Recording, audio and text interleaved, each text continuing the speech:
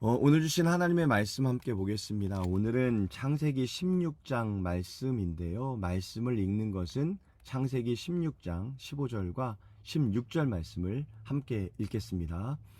하갈이 아브라함의 아들을 낳음에 아브라함이 하갈이 낳은 그 이 아들을 이름하여 이스마엘이라 하였더라. 하갈이 아브라함에게 이스마엘을 낳았을 때에 아브라함이 86세였더라. 아멘. 신앙생활을 하면서 가장 마음이 조급해지고 흔들리는 순간은 아마 기도하고 바라는 일이 내가 원하는 때에 응답되지 않을 때가 아닐까 생각해 봤습니다. 처음에는 믿음으로 기다립니다. 하나님께서 하실 것이라고 기대하면서 기도하지요. 그런데 한 달이 지나고 1년이 지나고 몇 년이 지나도 아무런 변화가 일어나지 않으면 우리 마음은 조금씩 흔들리기 시작합니다. 하나님이 정말 내 기도를 듣고 계신지, 약속하신 것이 정말 이루어질 것인지에 대한 의심이 들기 시작하고 결국에는 이제 내가 무엇인가 직접 해야 하는 것은 아닌가 하는 생각까지 하게 되지요. 오늘 본문의 아브라함과 사라가 바로 이 지점에 서 있었습니다. 하나님은 아브라함에게 분명한 약속을 주셨어요. 그의 몸에서 날 자가 상속자가 될 것이고 그의 자손이 하늘의 별과 같이 많아질 것이다 라고 말씀하셨습니다. 아브라함은 그 말씀을 믿었고 하나님은 그것을 의로 여기셨다라고 말합니다. 그런데 시간이 지나도 현실은 아무것도 달라지지 않아요. 창세기 16장 3절을 보면 아브라함이 가나안 땅에 거주한 지 10년이 지났다 라고 말을 하죠. 10년 동안 기다렸지만 여전히 사라에게는 자식이 없었습니다. 오히려 시간이 흐를수록 그들의 몸은 늙어갔고 인간적인 가능성은 점점 더 희미해지고 있었습니다. 바로 그때 그들의 마음에 조급함이라는 시험이 찾아오게 되는 거죠. 사실 기다림이 어려운 이유는 아무것도 하지 않는 것처럼 느껴지기 때문이 아닐까요? 내가 움직이면 무엇인가 달라질 것 같은데 믿음은 때때로 우리에게 움직이는 것보다 기다리는 것을 요구합니다. 내가 할 수 있는 일이 있음에도 불구하고 하나님보다 앞서가지 않는 것, 그것이 어쩌면 믿음에서 가장 어려운 훈련일지도 모릅니다. 조급함은 하나님의 약속을 내 방법으로 이루려고 하는 시도가 있다라는 것을 오늘 아브라함과 사라의 모습을 통해 볼 수 있죠. 결국 하나님의 때를 기다리지 못한 아브라함과 사라는 한 가지 대안을 제시하는데요. 그것은 이런 말씀으로 나오죠. 아브라함의 아내 사레는 출산하지 못하였고 그에게 한 여종이 있으니 애굽 사람이요 이름은 하갈이었다라고 말을 해요. 사라는 당시 고대 근동사회에서 통용되던 관습을 따라서 자신의 여종 하갈을 아브라함에게 주어서 자녀를 얻으려고 했습니다. 당시 문화 속에서는 전혀 이상한 행동이 아니었어요. 오히려 사람들의 눈에는 상당히 현실적이고 합리적인 방법으로 보였을 거예요. 여기서 우리가 주목해야 할 한 단어가 있는데요. 그것은 하갈이 애굽 사람이었다는 점입니다. 성경에서 애굽은 하나님이 아닌 세상의 힘과 자원, 인간적인 지혜를 상징하죠.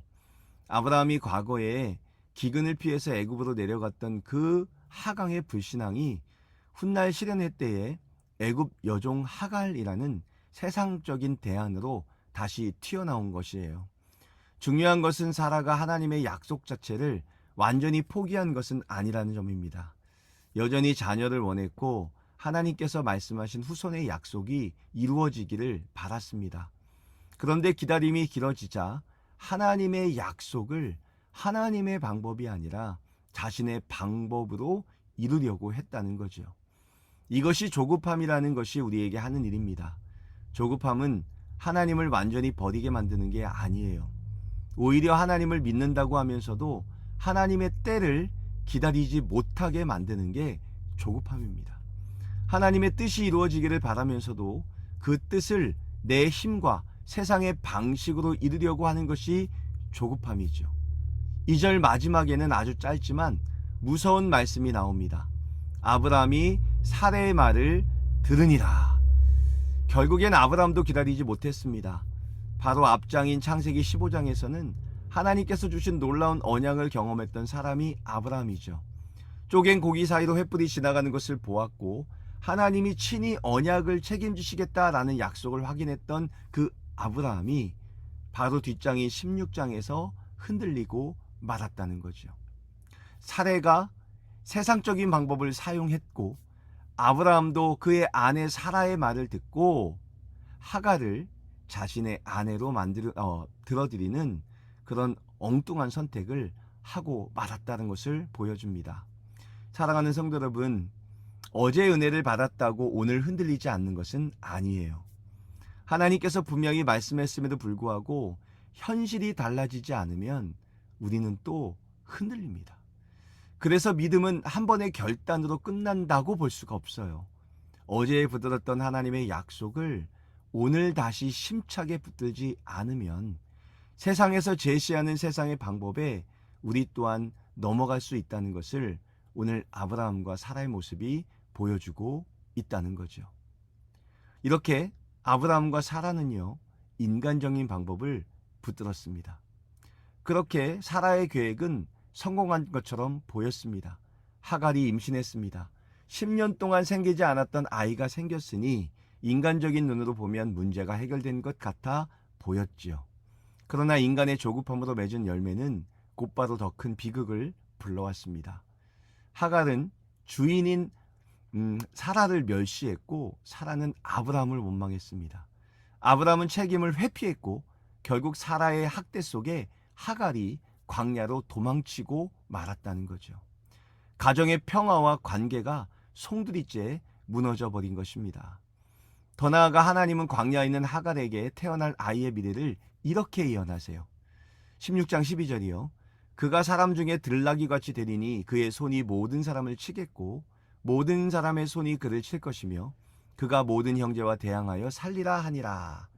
들나귀라는 표현처럼 조급함 속에서 낳은 이스마엘은 제어되지 않는 야성과 대립의 씨앗을 품고 있었습니다. 그리고 이 갈등은 한 가정의 불화에 그치지 않고 역사 속으로 이어졌어요. 이스마엘의 후손들은 아라비아 광야 지대에 정착하여 이스라엘의 역사 내내 국경을 위협하는 대적이 되었고 훗날 야곱의 아들들이 동생 요셉을 구덩이에 던지고 애굽의 노예로 팔아 넘길 때 그 요셉을 사간 상인들이 바로 이스마엘 사람들이었습니다. 시편 기자는 이스라엘을 대적하기 위해 모인 연합군 중 하나로 이스마엘을 꼽기도 하였다는 거죠.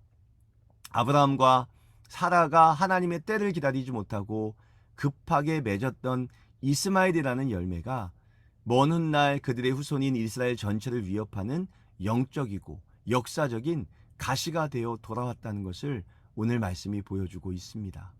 사도 바울도 갈라디아서 4장에서 이 사건을 다루면서 이스마엘을 육체를 따라 난 사람이다라고 말하고 있어요.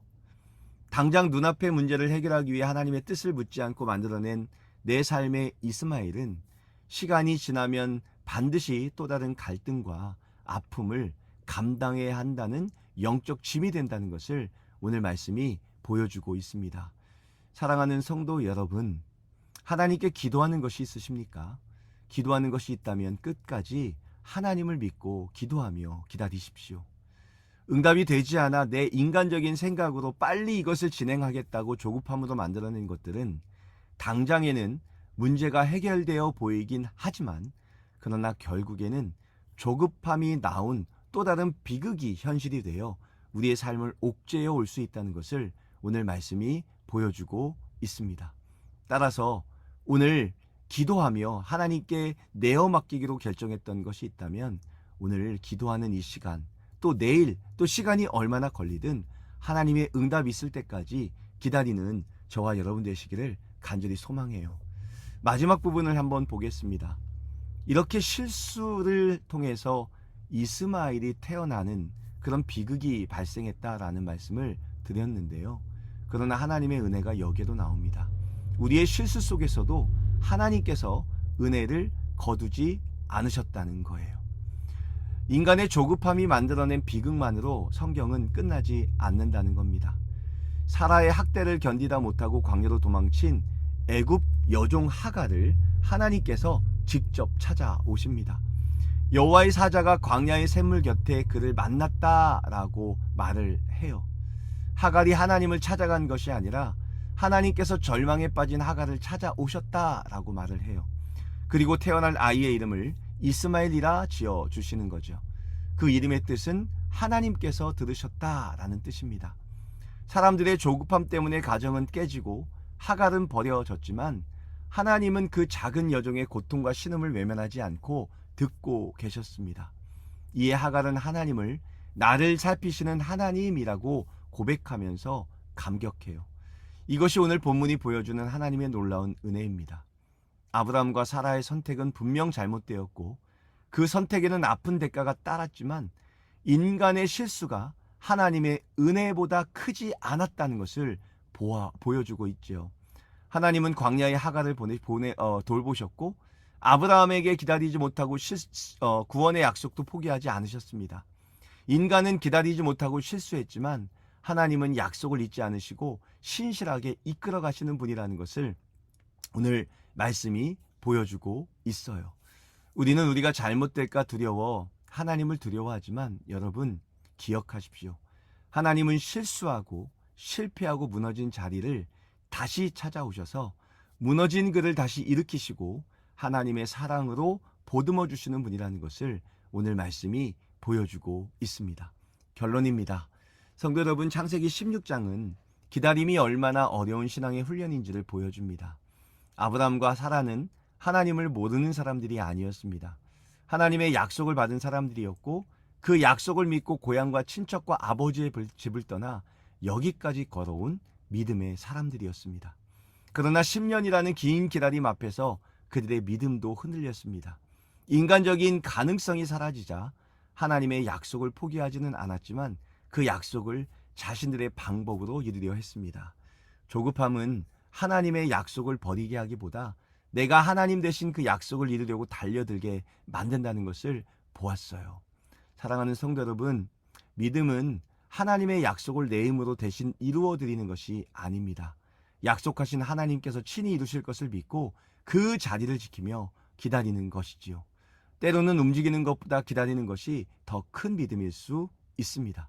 내가 할 수 있는 세상의 방법이 있지만 말씀에 어긋나기에 내려놓는 것, 눈앞에 아무런 결과가 보이지 않아도 약속을 붙들고 하나님보다 앞서가지 않는 것, 그것이 진짜 믿음임을 오늘 말씀이 보여주고 있다는 거죠. 내 방법의 이스마엘이 아니라 하나님의 약속을 끝까지 붙드시는 저와 여러분이 되시기를 간절히 소망해요. 이왕 기도하기로 마음을 먹었다면 하나님이 응답하실 때까지 기다릴 수 있는 그런 믿음, 하나님이 응답하시면 하나님이 이끌어주시면 내가 따라가겠다라고 고백하면서 날마다 기도의 자리에 내어놓고 하나님을 신실하게 따라가는 그 믿음이 오늘 이 새벽 기도하는 저와 여러분에게 있기를 간절히 소망하고, 오늘 기도하기로 마음 먹었다면 하나님의 뜻대로 계속 기도하면서 인내하는 저와 여러분 되시기를 간절히 소망하고 소망합니다.